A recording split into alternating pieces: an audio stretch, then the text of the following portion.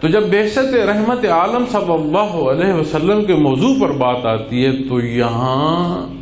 بحثیت امتی مجھے اور آپ کو عمومی تعلق تو ہر ذرے کو حاصل ہے نا، اس میں بھی ہمیں رب کائنات نے شرف بخشا، پھر خصوصی حصہ جو مجھے اور آپ کو بحثیت مسلمان عطا فرما، لقد من اللہ علی المؤمنین اذ بعث فیہم رسولا من انفسہم۔ آپ صلی اللہ علیہ وسلم کا ہم میں مبعوث ہونا، ہمیں میں سے اللہ کریم ارشاد فرما رہے ہیں سب سے بڑھ کر ہے بندے مومن جو تجھ پر میرا احسان ہے وہ میرے محبوب کی بعثت ہے۔ یہ وہ در ہے جہاں خالق سے آشنائی نصیب ہوتی ہے،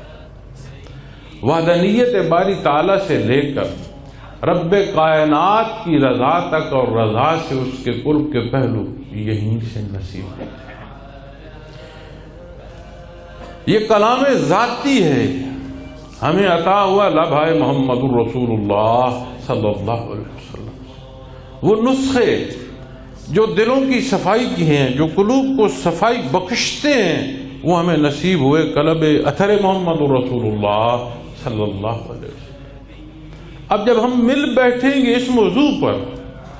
تو لا محالہ یہ بات سامنے آئے گی، اظہار کہاں ہے،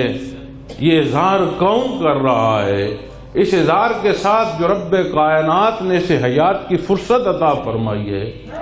اس کا تصرف اس کا کیسا ہے۔ تو جب یہ بحث آئے گی، یہ بات آئے گی، اس اظہار محبت کی حقائق کو جاننے کی ہم کوشش کریں گے تو بے شک اپنا آپ اپنی ذات